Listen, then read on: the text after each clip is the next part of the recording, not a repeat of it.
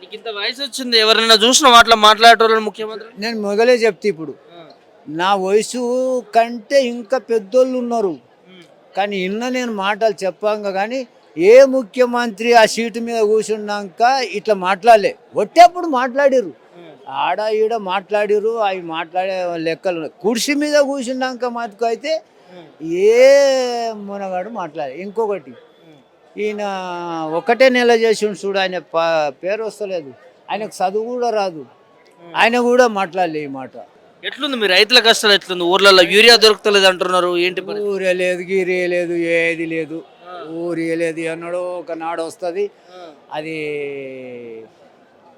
తుఫాయిన్ అయినప్పుడు అడవుల్లో, అది నీళ్ళల్లో మనుషులు లోకం పబ్లిక్ జిక్కినప్పుడు హెలికాప్టర్ మీద వేసిరు చూడు పొట్లాలు, ఊరియా సంచులు కూడా గట్ల వేస్తున్నాడు ఆయన.